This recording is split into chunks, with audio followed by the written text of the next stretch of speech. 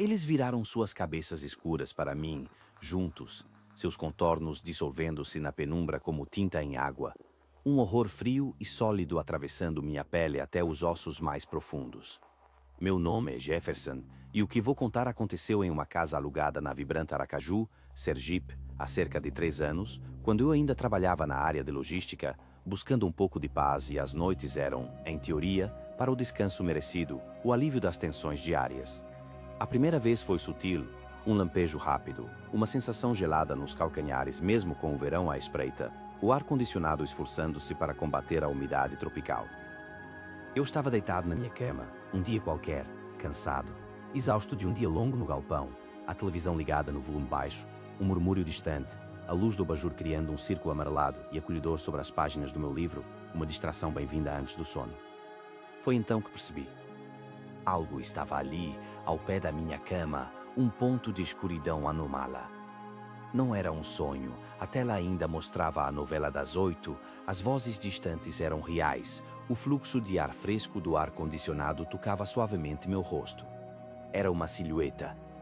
Uma figura humana, totalmente negra, um vulto sólido que parecia absorver toda a luz ambiente, cada partícula de fóton se perdendo em sua opacidade. Estava ajoelhado. A posição era inconfundível, uma postura de prece, talvez de um sofrimento profundo e silencioso, os ombros curvados, a cabeça baixa, como se carregasse um fardo invisível e colossal. Eu pisquei uma vez, depois duas, o coração saltando no peito. A figura permanecia imóvel, estática, seu negrume absoluto contrastando de forma brutal e impossível com o piso de cerâmica clara e limpa.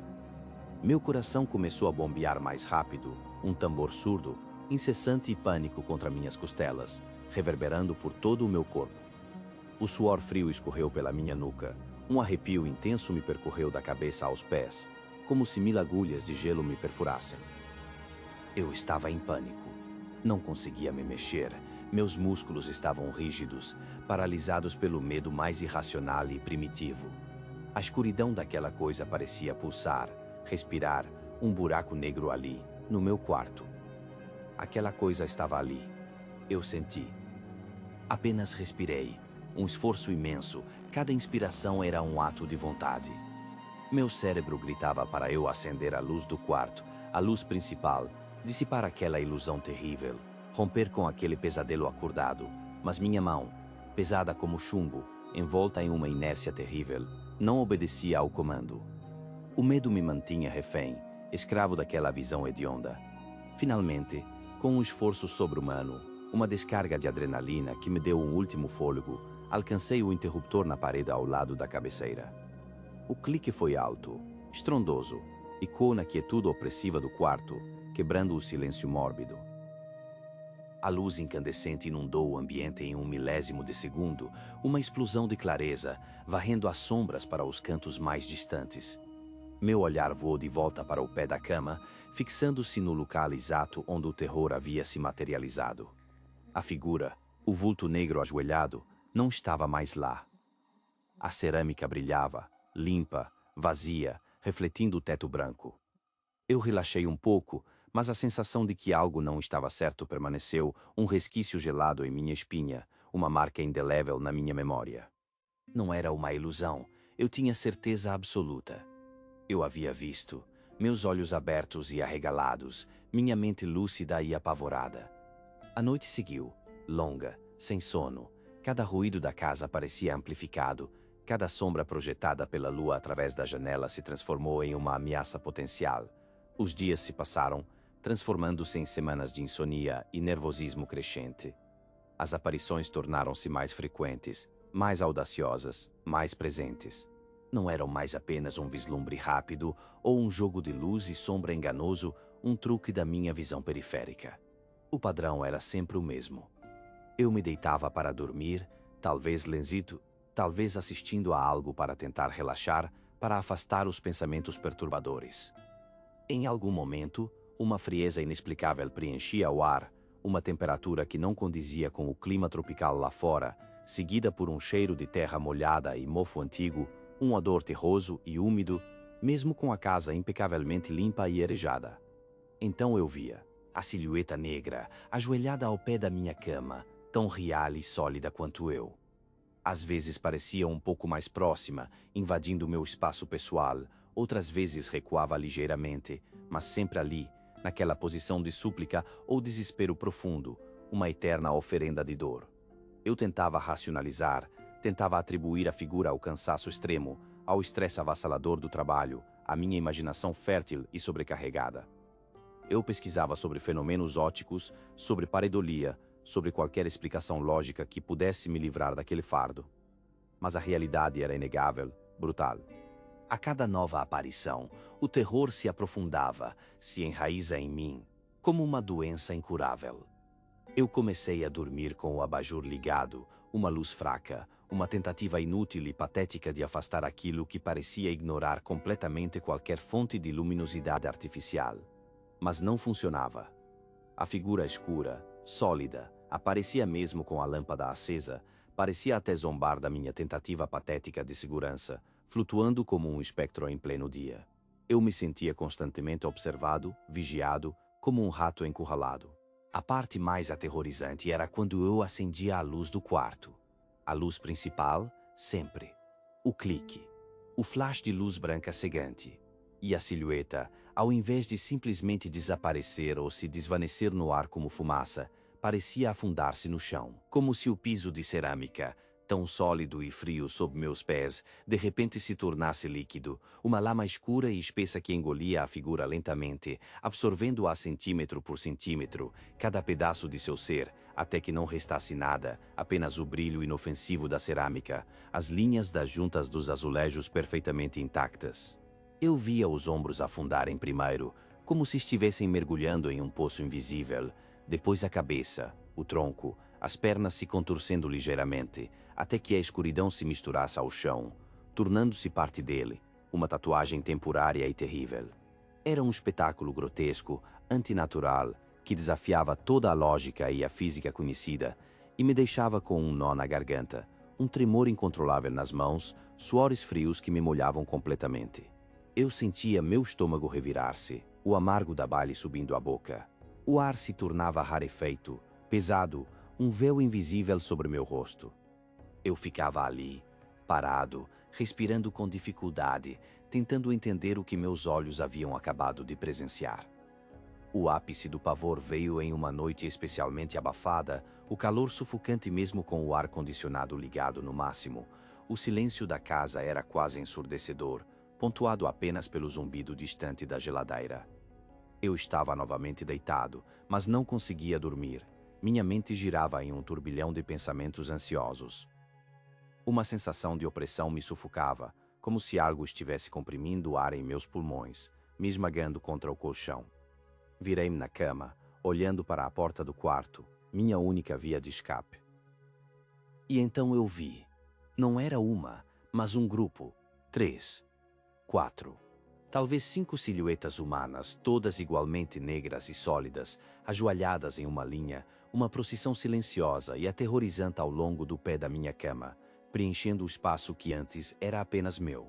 Eram maiores do que a primeira que eu havia visto, seus contornos mais nítidos na escuridão parcial do quarto, suas formas mais definidas e ameaçadoras. Estavam ajoelhadas, sim, na mesma posição de prece ou sofrimento, mas a aura de desespero agora parecia contaminada por algo mais sinistro, uma presença observadora, quase predatória. Eu prendia a respiração, temendo qualquer ruído que pudesse atrair mais atenção. Meus olhos fixaram-se nelas, e as delas, eu senti com cada fibra do meu ser, fixaram-se em mim, mesmo sem possuírem olhos, sem qualquer traço de face discernível.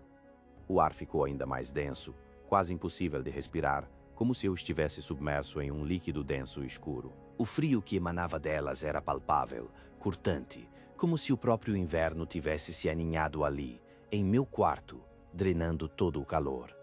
Eles começaram a se mover, lentamente, em perfeita sincronia, como se fossem marionetes guiadas por uma força invisível e maligna. Seus torsos se ergueram um pouco, uma inclinação mínima, quase imperceptível, como se estivessem se preparando para um ataque. E então, suas cabeças, todas elas, viraram-se. para mim. Não havia rostos para ver, apenas o vazio absoluto do negrume, a ausência de luz, um vácuo de existência. Mas eu senti seus olhares, a intensidade de suas presenças, um pavor físico intenso, um medo primordial, ancestral, que me atingiu como um raio, atravessando cada célula do meu corpo. Era como se eu estivesse sendo sondado, dissecado, julgado, por entidades de uma escuridão que transcende o entendimento humano, algo muito antigo e faminto. Minhas entranhas se retorceram em um nó doloroso. Minhas pernas formigavam, sem força. A garganta estava seca, um deserto de areia fina. Eu suei, muito, um suor frio e pegajoso que me cobriu da testa aos pés. E o ar continuou a desaparecer, a se rarefazer, a me sufocar lentamente. Eu sabia. Eu sabia que elas estavam me vendo, me sentindo, suas presenças eram uma agulha fria enfiada e girada em meu peito, em minha alma. O desejo de gritar me rasgava a garganta, um uivo desesperado, mas nenhum som saía, a voz presa, sufocada pelo terror. Eu estava mudo, paralisado, um espectador aterrorizado do meu próprio pesadelo.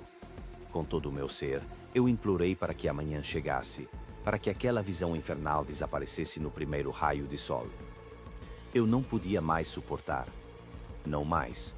Aquela noite foi a mais longa da minha vida, um purgatório acordado.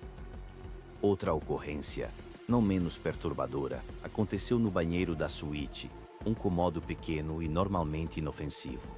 Eu estava escovando os dentes, distraído com meus próprios pensamentos sobre o trabalho do dia seguinte, tentando me manter ancorado na realidade mundana, quando notei uma sombra. Alta, muito alta. Ela estava parada no canto do box do chuveiro, sua forma esguia estendendo-se do teto quase ao chão, uma coluna de escuridão profunda. Não estava ajoelhada. Estava apenas parada, espreitando, uma sentinela sombria. Eu larguei a escova, o som dela caindo na pia de mármore branco parecia o estourar de uma bomba. O terror voltou, mas desta vez misturado com uma dose avassaladora de incredulidade. O que era aquilo? Mais uma vez, o negrume absoluto, uma ausência total de luz. Eu tentei falar, mas minha voz não passava de um sussurro abafado, rouco, quase inaudível. A sombra alta começou a se mover. Não andava, não flutuava, não rastejava. Ela escorreu. Literalmente escorreu pela parede fria do box, em direção ao ralo metálico do chuveiro. Como um líquido viscoso, denso e escuro, tinta preta escorrendo sobre o azulejo branco, que se contorcia, diminuía em volume e finalmente desapareceu, espremendo-se para dentro da pequena abertura metálica, como se o ralo fosse um portal para um abismo sem fundo. O cheiro de mofo e terra molhada se intensificou dramaticamente, preenchendo o banheiro, tornando o ar irrespirável, nauseabundo. Eu me senti nauseado, meu estômago protestando violentamente. Naquele momento, tudo se encaixou com uma clareza aterrorizante. Aquelas coisas não estavam apenas na casa, elas estavam sob a casa, no solo. Elas se manifestavam através do chão, subiam e desciam à vontade, escorriam pelos ralos, espreitando, observando, esperando. Eu era o intruso. Eu era o alvo, a presa. O medo se transformou em uma convicção gélida, inabalável. Aquelas entidades habitavam o subsolo e, por alguma razão, elas haviam decidido que eu era interessante demais para ser ignorado. Que eu era delas, propriedade delas, um novo brinquedo em sua escuridão subterrânea. Cada ruído na casa, cada estalo na estrutura, cada sombra que dançava com o vento lá fora através da janela, cada murmúrio distante, cada chiado elétrico se tornaram um lembrete constante de sua presença, de sua espreita. Eu sentia seus olhos invisíveis em mim, mesmo durante o dia, mesmo fora de casa, a sensação persistia, uma carcaça pesada sobre mim. Elas me perseguiam, não fisicamente, mas com sua aura de pavor, sua ameaça silenciosa e constante, uma sombra invisível em meu rastro. Eu não podia mais ficar ali, nem por mais uma hora. Minhas coisas ainda estavam na casa, muitos objetos pessoais e de valor. Mas a minha sanidade, a minha paz, não estavam. Eu precisava fugir. Precisava sair daquele lugar, abandonar tudo. Eu tinha que abandonar aquele imóvel, aquela casa que havia se tornado uma prisão de sombras, um inferno particular. Eu peguei as chaves do carro, a carteira e a primeira roupa que vi. Saí sem olhar para trás. Eles ainda me observam. O calcanhar apontava para a frente, os dedos para trás, um horror indizível em cada marca. Meu nome é André, e o que vou contar aconteceu há uns 10 anos, na fazenda do meu tio, perto de Codó, no Maranhão, um lugar onde a mata ainda guarda segredos antigos. Aquele sítio era um refúgio da cidade grande, um pedaço de paz no interior, mas a paz se desfez em uma noite de tormento que nunca esqueci. Era o final da estação das chuvas, o ar pesado, as noites frias e úmidas. Eu dormia na casa grande com meu tio, a madrugada silenciosa apenas quebrada pelos grilos e pelo coaçar distante dos sapos. De repente, um som quebrou a quietude, um som que não pertencia à natureza daquele lugar. Palmas. Palmas rítmicas, leves, como as de uma criança brincando. E risadas, risadas infantis, claras e agudas, ecoando na escuridão. Eu sentei na cama, o coração já disparado, tentando entender. Meu tio, um homem de roça, acostumado com a vida no campo, também se levantou, os olhos arregalados. As palmas e as risadas vinham da casa de farinha, uma construção de taipa e telhas de barro, usada para processar a mandioca. O detalhe terrível, era que a casa de farinha estava trancada. Uma corrente grossa envolvia o portão de madeira, selada com um cadeado antigo, enferrujado. Não havia como alguém entrar ou sair. Nós nos entreolhamos, o medo um fio invisível nos conectando. Meu tio pegou uma lanterna e um facão, velhos companheiros em suas rondas noturnas. Eu o segui, cada passo um ranger na madeira do assoalho. Saímos para o quintal, o sereno gelado cortando a pele. A escuridão era quase palpável, as árvores projetando sombras fantasmagóricas. O barulho não cessava, palmas e risadas, mais próximas agora, mais nítidas. Era inconfundível. O cão da fazenda, um vira-lata valente chamado Trovão, estava encolhido debaixo da casa, um animal que nunca recuava. Mas naquela noite, ele uivava baixinho, um som de terror puro, recusando-se a se aproximar da casa de farinha. Ele sabia, ele sentia algo que nós, humanos, só começávamos a desvendar. Meu tio e eu nos aproximamos da casa de farinha. A luz da lanterna dançava nas paredes. As risadas pareciam vir de dentro, de todas as partes, sufocadas pelas paredes de barro. Meu tio chamou, a voz grave tentando disfarçar o tremor. Ninguém respondeu. As palmas pararam. As risadas cessaram abruptamente, como se tivessem sido cortadas. Um silêncio pesado desceu sobre nós, um silêncio que era pior do que o barulho. O vento sussurrava nas folhas das mangueiras, um som que agora parecia malicioso. Meu tio, com as mãos trêmulas, mas a coragem dos homens de sua estirpe, puxou a corrente. O cadeado, estranhamente, não estava completamente fechado.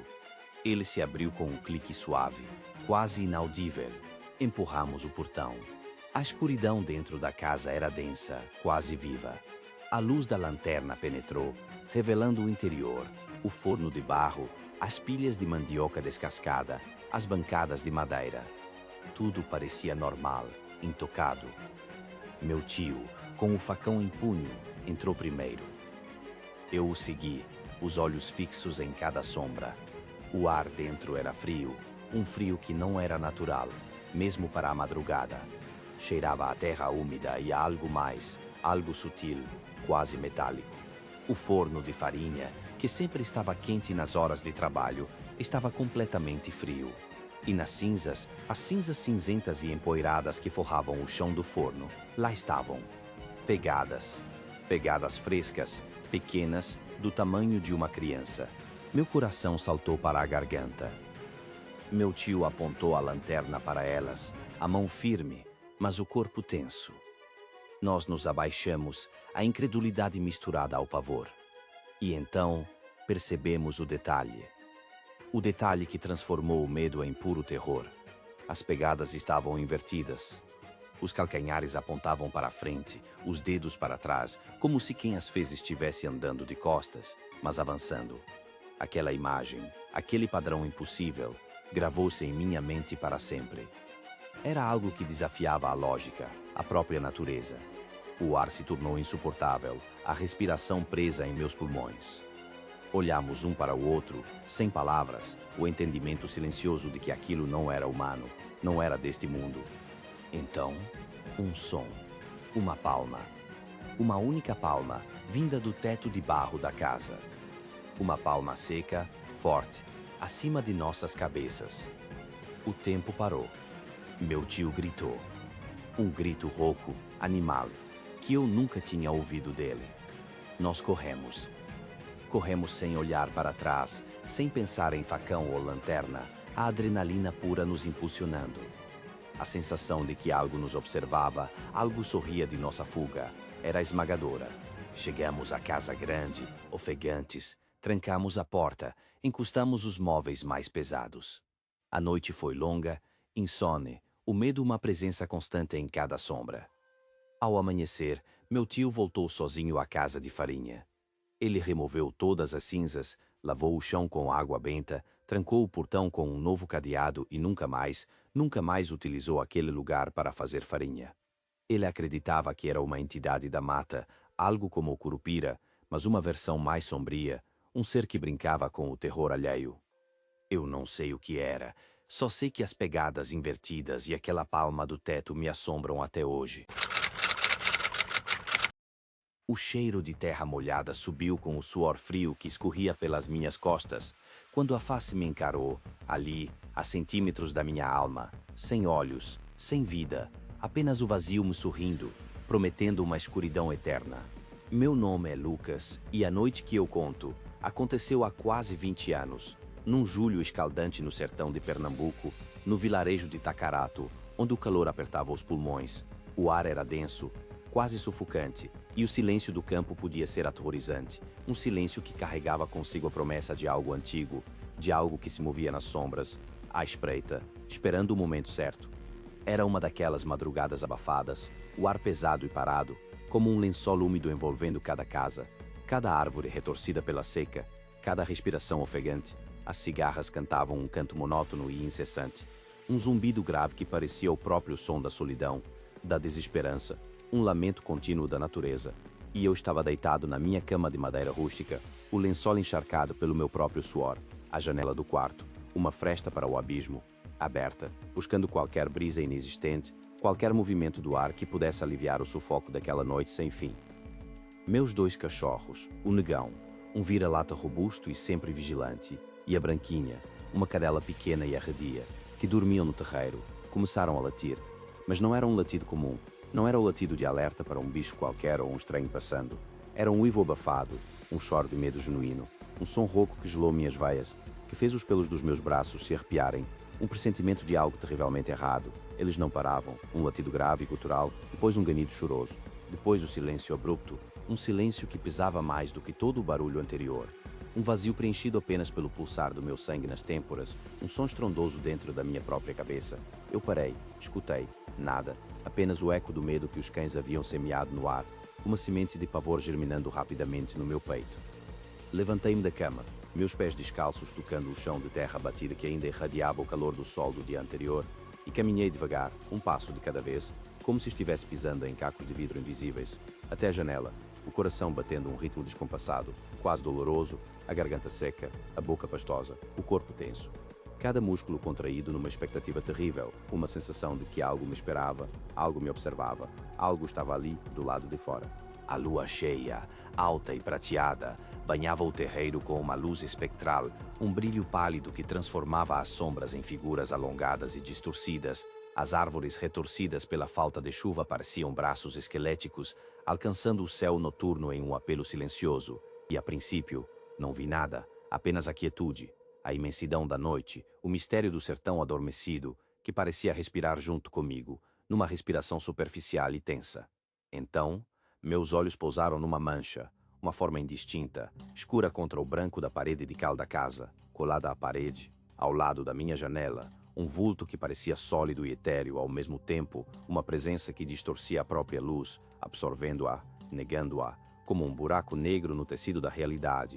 E o medo me envolveu por completo. Um abraço gelado, apertado, sufocante, que me tirou o fôlego, que me impediu de pensar, de reagir, de sequer piscar. Recuei um passo hesitante, minha respiração presa na garganta, o pânico subindo pela minha espinha como uma cobra gelada, mas uma força estranha, uma curiosidade mórbida, inexplicável, me impeliu a olhar novamente, a confrontar o que quer que fosse aquilo, e foi então que o vi, ou melhor, que ele se revelou a mim, lentamente, como se soubesse que eu estava ali, observando, congelado pelo pavor, pela impotência, um rosto colado ao vidro da janela, tão perto que o hálito frio, imaginado ou real, parecia tocar minha pele, arrepiando cada pelo, um rosto branco, cor de osso lavado, de um branco pálido, quase fosforescente sob a luz da lua, um branco que não era de carne viva, mas de algo mais antigo, mais profundo, mais morto, um branco que parecia absorver toda a cor, toda a esperança, toda a vida. A figura não possuía olhos, onde deveriam estar as órbitas, havia apenas a pele lisa e esticada, cobrindo o espaço, sem reentrâncias, sem pálpebras, sem cílios, uma superfície macabra, como se os olhos nunca tivessem existido, apenas uma ausência perturbadora, um vazio que me olhava sem ver, que me julgava sem sentir, que me consumia sem me tocar, uma escuridão onde a visão deveria habitar. Não havia sobrancelhas, nenhuma linha de expressão, apenas a planície da pele, uma tela em branco do terror, um papiro intocado de pesadelos, e a boca, meu Deus, a boca, não possuía lábios, apenas uma fenda horizontal, uma cicatriz antiga, apertada, que parecia um corte profundo em vez de uma forma natural, uma linha vermelha e seca, como se tivesse sido costurada à força, e o nariz eram 2 buracos escuros, cavidades profundas, como as de uma caveira recém-desenterrada, sem cartilagem, sem forma, apenas a escuridão revelando o oco do crânio, a ausência de vida, a promessa da morte. A criatura inclinou a cabeça, um movimento lento, mecânico, arrastado, como uma engrenagem enferrujada rangendo no silêncio da noite, um giro sem pescoço aparente, sem ombros que suportassem o peso, apenas o crânio branco se inclinando para o lado, para mim, para a minha alma desprotegida, como se estivesse me cheirando, me estudando com uma curiosidade fria, me reconhecendo como uma presa, como um alvo fácil. Eu não conseguia me mexer, minhas pernas estavam coladas ao chão, meus músculos tensos, meu corpo suando frio em ondas intermitentes, o ar pesado, rarefeito, a respiração presa, o coração martelando no peito, um tambor de guerra anunciando o fim, o abismo, o terror iminente, a minha própria aniquilação. Ele ficou ali por um tempo que pareceu uma eternidade, talvez alguns segundos, talvez um minuto, talvez uma hora, a face inexpressiva, mas o horror que emanava dela era palpável, denso, sufocante, um cheiro de podridão e de pó. E então, tão repentinamente quanto surgiu, ele sumiu, deslizou para trás, para a escuridão do terreiro, dissolvendo-se na noite, deixando apenas o vazio, o frio, o silêncio ensurdecedor, e o cheiro estranho de terra molhada e algo mais, algo que ainda não consigo identificar, mas que me persegue em meus sonhos mais profundos. Passei o resto da madrugada acordado, encolhido na cama, tremendo incontrolavelmente, o suor frio escorrendo pela testa, pelos braços, pelas pernas, os olhos fixos na janela, temendo que a face branca voltasse a aparecer a qualquer momento, que os buracos vazios me encarassem novamente, mas não voltou. O amanhecer veio devagar, trazendo consigo um sol fraco, ainda amarelado, um alívio lento, mas palpável, que lavava a escuridão da noite, e somente quando a luz invadiu o quarto e os primeiros sons do dia começaram a ecoar, o canto dos pássaros, o galo cantando, as vozes distantes dos vizinhos, consegui respirar fundo, levantar, meus músculos doloridos, meu corpo exausto, como se eu tivesse lutado a noite inteira contra um inimigo invisível, contra a própria personificação do medo. Contei a meu pai o que havia acontecido, gaguejando as palavras, tentando descrever o indescritível, a face sem olhos, a inclinação mecânica, o terror puro que me dominou. Ele me olhou com uma mistura de preocupação e descrença, de um pai que tenta acalmar o filho, mas que sente a angústia em suas palavras. Mas, acostumado com os meus medos de criança, com as histórias que eu inventava para dormir, foi até a janela para verificar, e foi então que o espanto tomou conta de seu rosto, o ceticismo desapareceu de seus olhos, dando lugar a um pavor contido, a uma expressão de choque, de desconfiança, de medo genuíno, de que algo terrível havia realmente acontecido ali. Na parede de cal, ao lado da janela, havia 3 sulcos profundos, como se garras enormes e afiadas tivessem arranhado a superfície com força brutal, descascando a tinta, revelando o barro cru por baixo, expondo a fragilidade da nossa proteção, e na madeira da janela, 3 marcas idênticas, rasgadas, sulcadas, profundas, como se algo com força descomunal tivesse tentado entrar, rasgar a barreira de madeira e cal, alcançar o interior. Alcançar a mim. Nenhuma pegada, porém, nenhuma única marca no chão de terra batida do terreiro, nenhuma evidência de que alguém havia caminhado ali, nenhuma pisada na terra seca, apenas a terra lisa, seca, intocada, como se a entidade tivesse flutuado, se arrastado, ou simplesmente se materializado e desmaterializado, um mistério ainda maior do que a própria aparição. Um enigma que nos deixava sem respostas, apenas com mais perguntas, mais medo. Meu pai, com os olhos arregalados, o rosto pálido, chamou o velho Zé, nosso vizinho mais antigo, um homem que conhecia histórias e os segredos daquele sertão como ninguém, que havia vivido muitas décadas e ouvido muitos relatos de coisas inexplicáveis. E ao ver as marcas, o rosto do velho Zé ficou pálido, a boca se apertou num semblante de pavor, e um arrepio visível percorreu seu corpo envelhecido. Ele não precisou de mais detalhes, não precisou de explicações, ele sabia, ele reconhecia o sinal, o aviso. Com a voz rouca, quase um sussurro que parecia vir de outro tempo, ele nos contou sobre o cego do terreiro, uma entidade antiga, maligna, que vaga nas madrugadas mais quentes, quando o calor aperta, quando a escuridão é mais densa, quando o sono é mais profundo e as defesas são mais baixas, ele vaga cheirando o sono dos outros, um faro macabro para a inocência e a vulnerabilidade, procurando os olhos que não possui, que foram roubados em algum passado distante, que nunca existiram em sua forma original. Ele busca a visão, a luz, o contato com o mundo que lhe foi negado, e ele arranha as paredes, os batentes, as janelas, as portas, como se estivesse tentando sentir, tocar, alcançar o mundo que lhe é negado, a luz que ele nunca viu, a vida que ele não viveu. E ele nunca para, nunca desiste, nunca se cansa. Ele só vai embora quando o sol nasce, quando a luz do dia o afugenta, esperando a próxima noite, a próxima casa, o próximo sono, a próxima vítima. E até hoje, eu durmo com a luz acesa, e o medo de que um dia ele encontre os olhos que procura, talvez os meus, talvez os seus, talvez os de qualquer um que ouse dormir sem proteção. O tiro rasgou a escuridão da noite, mas a coisa continuou ali, rastejando, seus olhos vermelhos fixos nos meus, a boca vertical escorrendo um lodo espesso. Meu nome é João, e há cerca de 3 anos, minha esposa, Cida, e eu decidimos buscar a paz do campo. Vendemos tudo na cidade, juntamos nossas economias e compramos um sítio. Era um lugar lindo, isolado, no norte de Goiás, perto de Niquelândia. Nosso plano era simples: criar gado, viver da terra, longe do barulho do mundo. Os primeiros meses foram a própria calmaria, o sol nascia dourado, as manhãs eram cheiro de terra molhada, a noite trazia o concerto dos grilos. Tínhamos o Duque, nosso Rottweiler, um cão leal, forte, um verdadeiro guardião. A tranquilidade era quase palpável, um sonho se realizando. Foi então que o inferno começou a espreitar, sorrateiro, pelas bordas da nossa rotina. Certa manhã, Cida me chamou, a voz trêmula, um fio de pavor. No galinheiro, uma de nossas galinhas estava morta. Nada de marcas de briga, nada de sangue. Ela estava seca, completamente, como se toda a vida tivesse sido sugada. 2 furos perfeitos no pescoço, pequenos, mas profundos. O cheiro. Ah, o cheiro. Um fedor de enxofre misturado com almíscar, algo pesado, nauseabundo, que grudava no ar.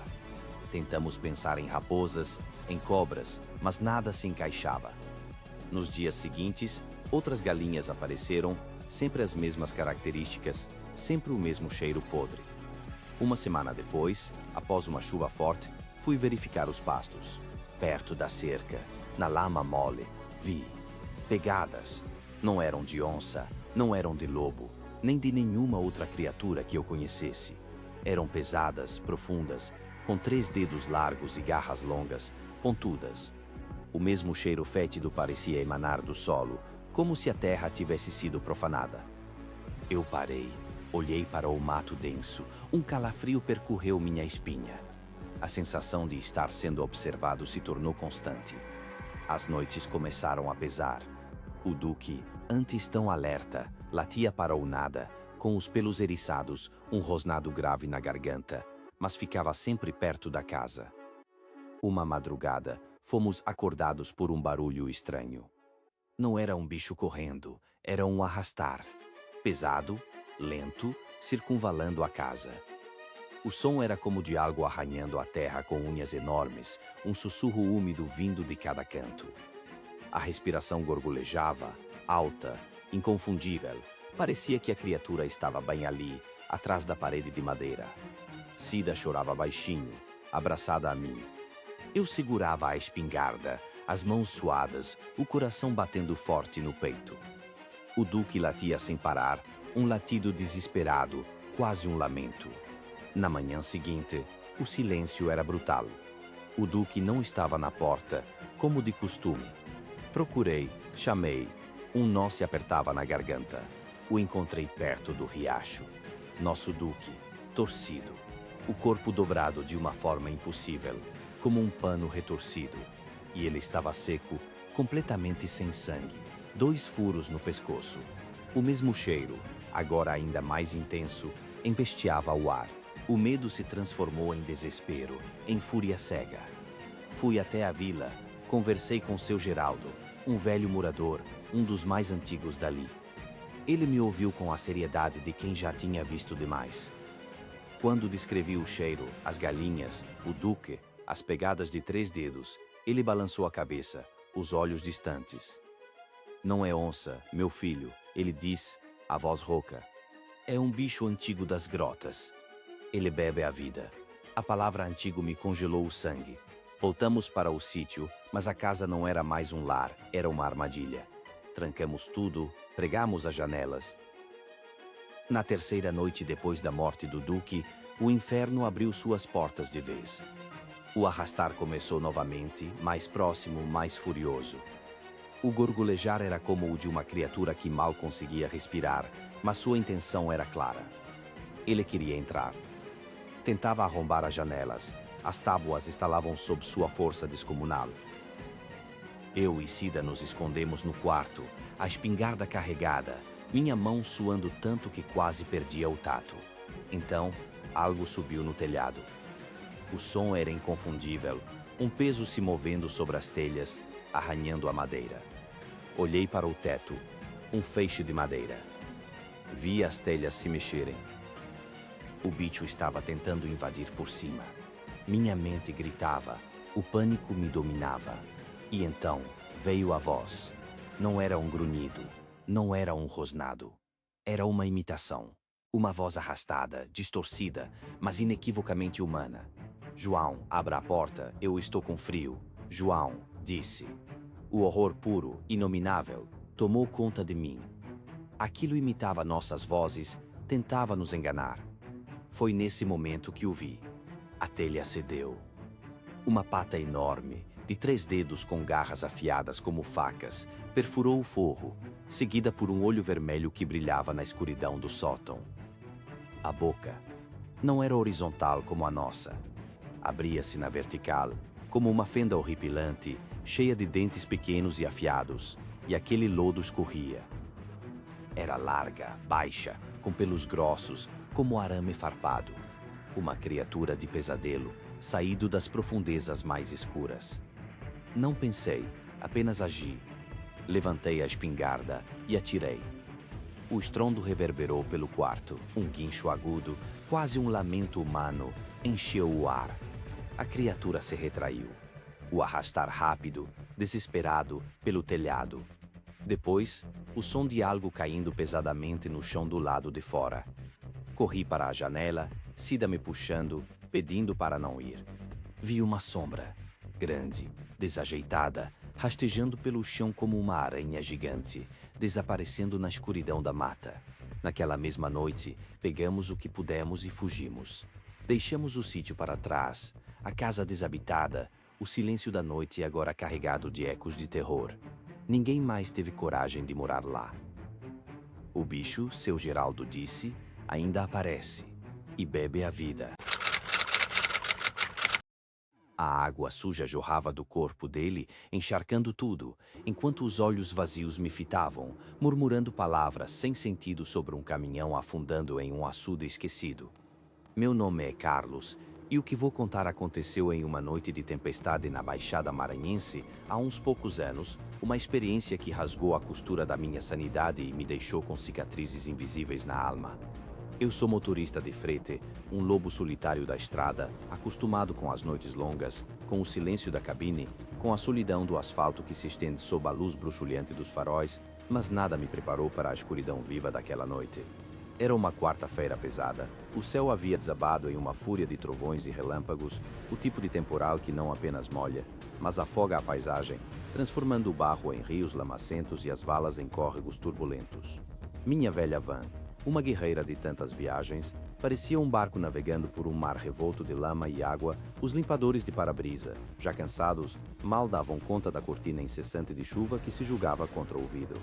Eu seguia pela antiga estrada do açude, um trecho esquecido e tortuoso, uma artéria de asfalto gasto que serpenteia perigosamente beirando a represa, um lugar onde a escuridão não é apenas a ausência de luz, mas uma entidade densa, mais viva, quase palpável, que absorve qualquer som, qualquer esperança. A visibilidade era quase zero, mal 1 metro à frente da van. Apenas o feixe fraco e amarelado dos meus faróis conseguia furar, com dificuldade, aquela parede de água. Meus músculos estavam tensos, os dedos apertando o volante, os olhos fixos na fresta de estrada que se revelava e se escondia em instantes. De repente, uma sombra. Um vulto humano, uma figura improvável, caminhando na beira da estrada, no meio daquela torrente impiedosa de lama e chuva. A imagem me atingiu como um choque elétrico. Ninguém em sã consciência estaria ali, não naquela hora avançada da noite, não com aquele tempo inclemente, onde até os animais se escondem. Meu primeiro instinto foi acelerar, deixar para trás aquela visão perturbadora, apagar a imagem da minha mente, mas algo mais forte me deteve, uma pontada de pena, um senso de dever que sempre me acompanhou, uma falha que talvez um dia me custe caro. Eu sou do tipo que ajuda. Eu parei. Os pneus cantaram brevemente no barro molhado, a van balançou de leve, afundando um pouco na lama ao lado da pista. Eu hesitei por um segundo, ou talvez por uma eternidade, as luzes da van iluminando a figura solitária, estranhamente imóvel agora. Era um homem. Ele vestia o que parecia ser um uniforme de operário muito antigo, o tecido grosso e amarronzado, pesado pela água da chuva, quase colado ao corpo magro.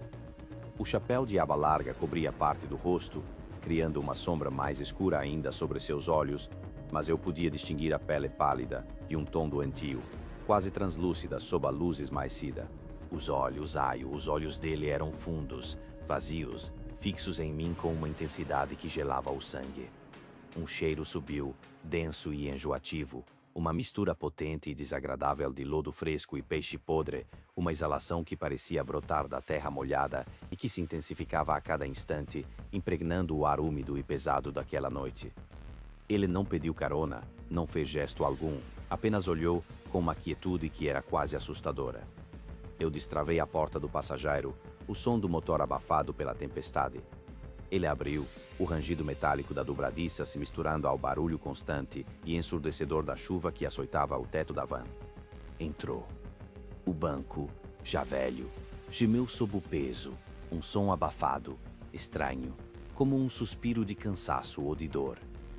Ele não disse uma única palavra, apenas se sentou, o corpo encolhido, quase escondido no canto mais escuro do banco.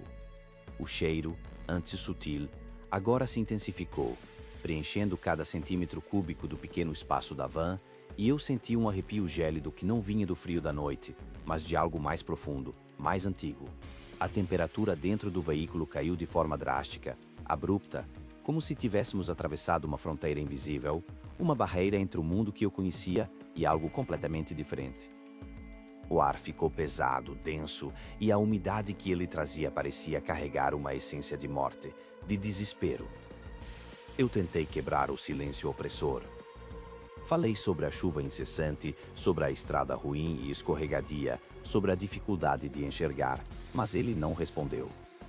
Apenas um grunhido baixo, quase inaudível, um som rouco e úmido, Escapou de sua garganta um murmúrio que parecia vir das profundezas de um pântano. Continuei dirigindo, a tensão crescendo a cada quilômetro que se arrastava sob os pneus da van. O cheiro nauseante, o frio inexplicável que me mordia a pele, o silêncio sepulcral do passageiro ao meu lado. Meus olhos, antes focados na estrada, agora desviavam para ele em intervalos curtos, quase furtivos. Ele permanecia imóvel, uma estátua de carne pálida e uniforme encharcado. De repente, um movimento. Começou sutil, um tremor quase imperceptível em seu corpo, e então, um som de gotejamento, um pinga-pinga macabro que ecoava na cabine. Eu olhei de esguelha, o coração disparando no peito. Ele estava molhado. Não era a chuva que o encharcava. Não, a van estava fechada. A água não podia entrar daquela forma. A água brotava dele, uma água barrenta, escura, que começava a formar poças no banco e escorrer, viscosa, para o chão da van.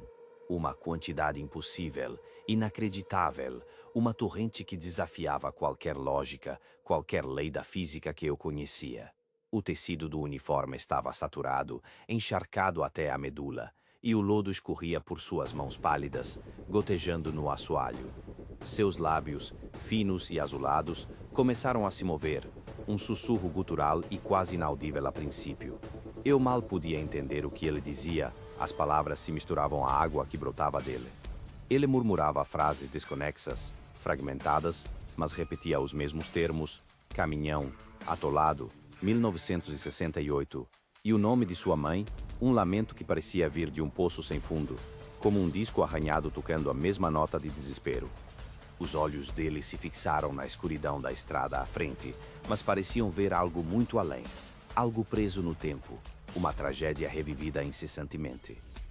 A água jorrava agora sem parar, uma fonte macabra que transformou o banco do passageiro em uma lagoa de lodo. O piso da van, completamente encharcado, refletia as luzes do painel de forma distorcida, como em um espelho de pesadelo. O cheiro era insuportável, de água estagnada, de algo muito, muito morto, um odor de putrefação que queimava minhas narinas. O terror me paralisava, prendendo-me ao banco, as mãos suadas no volante. Eu não aguentei. Gritei, com a voz embargada pelo medo, perguntando o que diabos estava acontecendo, quem ele era, o que ele queria, mas ele não reagiu, não desviou o olhar fixo.